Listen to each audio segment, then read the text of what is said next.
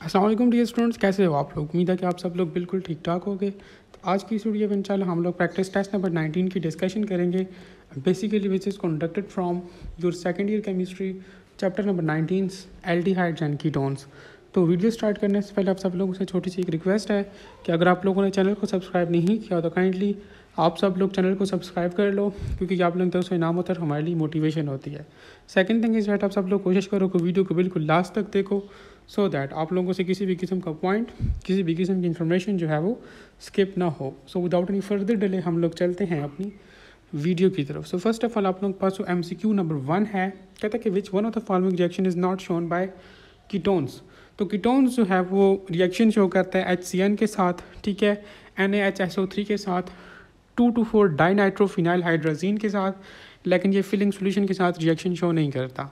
So option D is correct. Second में कहते हैं the carbon atom of the carbonyl group is, तो हमारे पास वो sp2 हाइब्रिडाइज्ड होता है, ठीक है, option B is correct. Third में कहता है कि which one of the following substance do not give the iodoform test. तो हमारे पास आयोडोफॉर्म टेस्ट के लिए जो है वो अल्फ़ा हाइड्रोजन का होना ज़रूरी है, और हमारे पास जो मिथाइल अल्कोहल है उसमें अल्फ़ा हाइड्रोजन नहीं होता। एस्टल्डिहाइड, इथाइल अल्कोहल और एसीटोन में अल्फ़ा हाइड्रोजन होता है। सो ये हमारे पास आयोडोफॉर्म टेस्ट शो करते हैं, लेकिन मिथाइल अल्कोहल में आप लोगों के पास अल्फ़ा हाइड्रोजन नहीं होता। सो ये आयोडोफॉर्म टेस्ट शो नहीं करते। फोर्थ में कहता है कि formalin is -% solution of formaldehyde in water. तो हमारे पास ये जो फॉर्मलिन होता है इसमें हमारे पास फॉर्मल्डिहाइड और वाटर प्रेजेंट होते हैं। अब फॉर्मलिन कितने परसेंट होता है इसमें, फॉर्मलिन में फॉर्मल्डिहाइड कितने परसेंट होता है, वो 40% होता है, और उसमें 52% वाटर प्रेजेंट होता है, ठीक है। So option C is correct. Fifth में कहते हैं acetone react with the HCN to form the cyanohydrin, it is an example of. तो हमारे पास ये न्यूक्लियोफिलिक एडिशन रिएक्शन है, option C is correct. Six में कहता है कि which one of the following reaction में be associated with the aldehydes and ketones. तो हमारे पास एल्डिहाइड्स और कीटोन्स न्यूक्लियोफिलिक एडिशन रिएक्शन भी शो करते हैं, ये पॉलीमराइजेशन रिएक्शन भी शो करते हैं, ये हमारे पास ऑक्सीडेशन रिएक्शन भी शो करते हैं। So option D is correct, all of above. Seventh में कहता है कि Cannizzaro reaction is not given by. तो ये इस रिएक्शन के लिए भी हमारे पास अल्फ़ा हाइड्रोजन का होना ज़रूरी है, ठीक है। सो हमारे पास जो एस्टल्डिहाइड है इसमें हमारे पास अल्फ़ा हाइड्रोजन नहीं होता। सो that is why this reaction is not given bye acetaldehyde, ठीक है। बाकी ये फॉर्मल्डिहाइड, बेंजल्डिहाइड या ट्राईमिथाइल एस्टलाइड, सॉरी एस्टल्डिहाइड, तो ये हमारे पास ये रिएक्शन शो करते हैं। एस्टल्डिहाइड, सिंपल एसिटल्डिहाइड हमारे पास ये रिएक्शन शो नहीं करता, option B is correct. Eighth में कहता है कि which one of the following reagent will react with both aldehydes and ketones. तो आप लोगों के पास जो ग्रिग्नॉल्ड रिएजेंट होता है ये एल्डिहाइड्स के साथ भी रिएक्ट करता है और कीटोन्स के साथ भी रिएक्ट करता है, option A is correct. Ninth में कहता है कि ketones are comparatively less reactive than aldehydes, it is due to. तो ये आप लोगों की एक्सरसाइज का शॉर्ट क्वेश्चन था, ठीक है, कि हमारे पास एक तो अल्काइल ग्रुप जो होता है हमारे पास इसमें वो इलेक्ट्रॉन डोनेटिंग ग्रुप होता है, और due to steric hindrance effect, इन दोनों रीजंस की वजह से, option C is correct, both A and B. Tenth में कहता है कि which one of the following reaction is not, या which one of the following reaction do not give aldol condensation. तो हमारे पास जो एल्डोल कंडेंसेशन रिएक्शन होता है इसके लिए भी हमें अल्फ़ा हाइड्रोजन चाहिए होता है, ठीक है, और हमें पता है कि फॉर्मल्डिहाइड में अल्फ़ा हाइड्रोजन नहीं होता, ठीक है। बाकी acetaldehyde, dimethyl ketone and propanaldehyde इनमें होता है, तो ये हमारे पास एल्डोल कंडेंसेशन रिएक्शन शो करते हैं, जबकि फॉर्मल्डिहाइड जो है वो एल्डोल कंडेंसेशन रिएक्शन शो नहीं करता, क्योंकि उसमें हमारे पास जो है वो हाइड्रोजन नहीं होता, option A is correct. 11th में कहता है कि which one of the following is not an use of formaldehyde. तो हम लोग फॉर्मल्डिहाइड को यूज़ करते हैं सिल्वरी मिरर्स के लिए, इसको हम लोग यूज़ करते हैं मेडिसिन के लिए, इसको हम लोग थ्रोट लेजेंजेस के लिए भी यूज़ करते हैं, ठीक है, लेकिन इसको हम लोग जब वो एस्टिक एसिड की फॉर्मेशन में या उसकी मेकिंग में यूज़ नहीं करते।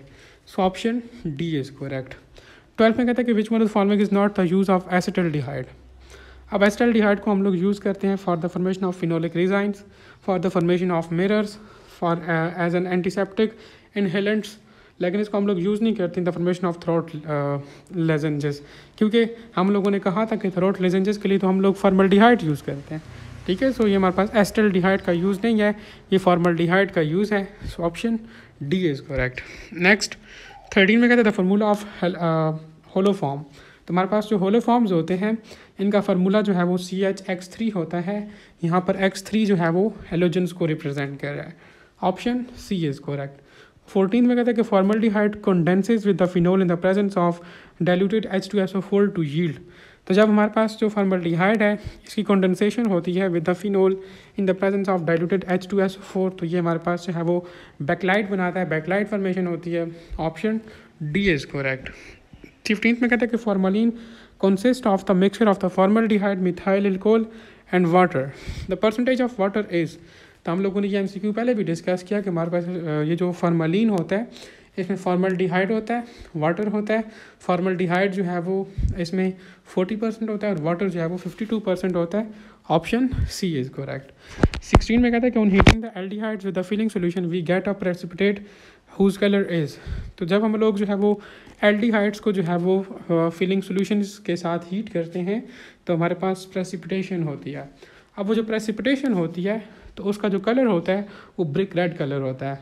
Option D is correct. 17th में कहता है कि which one of the following compound has empirical formula CH2O and react with the sodium hydroxide. तो हमारे पास ये जो एसिटिक एसिड है इसका एम्पेरिकल फार्मूला CH2O है और ये हमारे पास जो है वो रिएक्ट करता है सोडियम हाइड्रोक्साइड के साथ, ठीक है, NaOH के साथ। Option C is correct. 18 में कहते हैं कि aldehydes and ketones have the same general formula for the homologous series. तो वो उनका जनरल फार्मूला हमारे पास CnH2nO है। Option C is correct. 19 में कहता है कि oxidation of primary alcohols give. तो 4 पॉइंट्स हैं, आप लोग ये हमेशा जहन में रखो और अपने पास लिख भी लो कि जब हम लोग प्राइमरी अल्कोहल्स की ऑक्सीडेशन करते हैं तो हमारे पास एल्डिहाइड बनता है। ये पॉइंट आप लोग अपने पास लिखो। दूसरा पॉइंट ये लिखो कि जब हम लोग सेकेंडरी अल्कोहल्स की ऑक्सीडेशन करते हैं तो हमारे पास कीटोन बनता है। ये 2 पॉइंट्स हो गए और ये 2 पॉइंट्स आप लोगों का MCQ नंबर 19 एंड 20 कवर कर रहे हैं।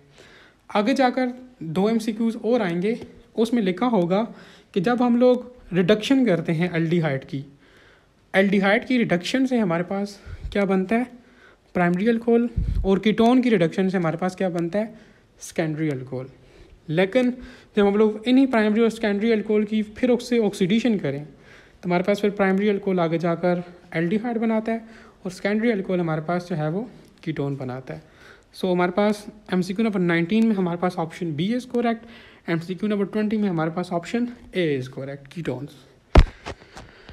21 में कहता है कि ethanol is prepared industrially by the air oxidation of the ethylene using the palladium chloride as a catalyst and dash as a promoter.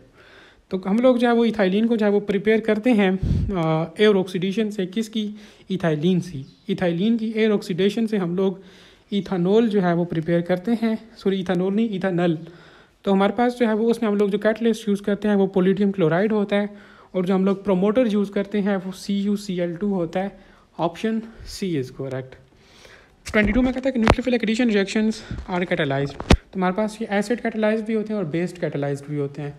Option C is correct. 23 में कहता है कि acetaldehyde cyanohydrin is on acid hydrolysis yield. तो जब हम लोग जो है वो एसिटाल्डिहाइड साइनोहाइड्रिन की एसिड हाइड्रोलिसिस करते हैं तो हमारे पास जो है वो लैक्टिक एसिड बनता है। Option C is correct.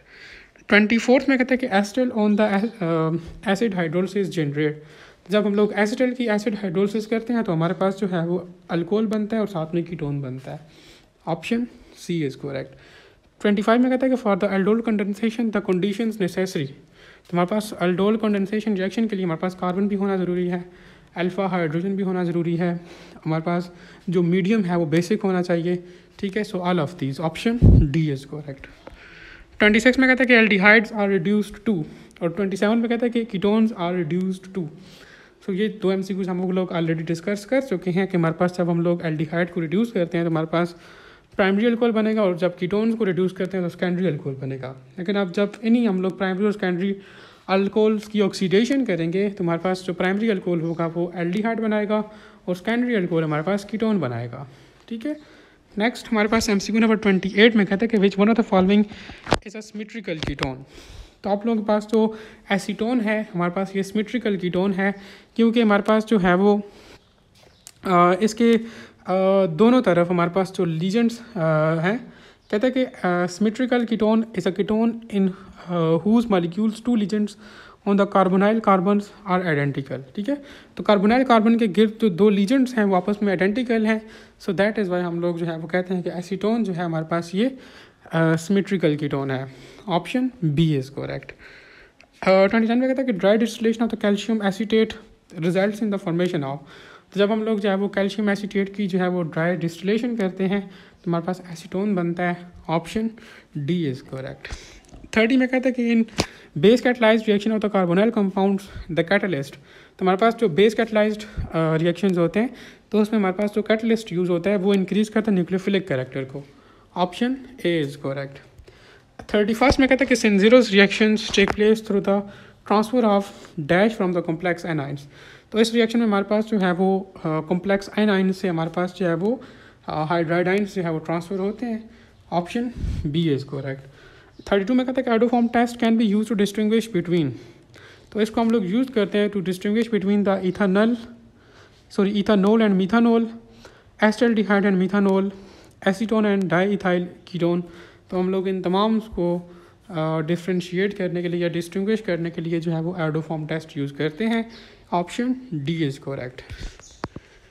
Next 33 में कहता है कि a mixture of the benzaldehyde and formaldehyde on the heating with the aqueous solution of NaOH, तो हमारे पास ये सोल्यूशन क्या देता है, तो जब भी हम लोग जो है वो फॉर्मल्डिहाइड और बेंजल्डिहाइड के मिक्सचर को हीट करते हैं with the aqueous solution of sodium hydroxide, तो हमारे पास रिजल्ट में benzyl alcohol and sodium format formation होती है। Option A is correct. 34 में कहते हैं the formation of the cyanohydrants from a ketone is an example of, तो हमारे पास बेसिकली ये न्यूक्लियोफिलिक एडिशन रिएक्शन है। Option B is correct. 35 में कहते हैं an inorganic compounds producing and organic compounds on heating is, तो ये वही अगर आप लोगों को वाइटल फोर्स थ्योरी याद हो उसमें हम लोगों ने कहा था कि जो वोलर है वो एक साइंटिस्ट है, उसने इनऑर्गेनिक कंपाउंड से एक ऑर्गेनिक कंपाउंड जो है बनाया था विच इज़ यूरिया, तो उसके लिए उसने इनऑर्गेनिक कंपाउंड कौन सा यूज़ किया था, तो उसने अमोनियम साइनेट ही यूज़ किया था और इसको यूज़ करते हुए उसने एक ऑर्गेनिक कंपाउंड बनाया था। ठीक है, अमोनियम साइनेट आप लोगों के पास इनऑर्गेनिक कंपाउंड है और इसको यूज़ करते हुए उसने जो है वो एक ऑर्गेनिक कंपाउंड बनाया था urea, so that is why. Option A is correct. 36 में कहता है कि हमारे पास Clemmensen reduction reaction take place in the presence of, तो हमारे पास जो क्लेमेंसन रिडक्शन रिएक्शन होता है हमारे पास ये ZnHg विद HCl के साथ हमारे पास ये रिएक्शन टेक प्लेस होता है। Option A is correct. 37 में कहते हैं कि which one of the following test can distinguish between the acetaldehyde and phenyl acetaldehyde, तो हम लोग एस्टल्डिहाइड और फिनाइल एस्टल्डिहाइड को जो है वो डिस्टिंग्विश करने के लिए जो है वो आयोडोफॉर्म टेस्ट यूज़ करते हैं। Option A is correct. Background पे वॉइसेस को आप लोग इग्नोर किया करो क्योंकि ये तीसरी मरतबा वीडियो को जो है वो शूट कर रहा हूँ, तो बार नहीं कर सकता, बस यार समझ आया करो। अच्छा, ऑप्शन ए इज़ करेक्ट।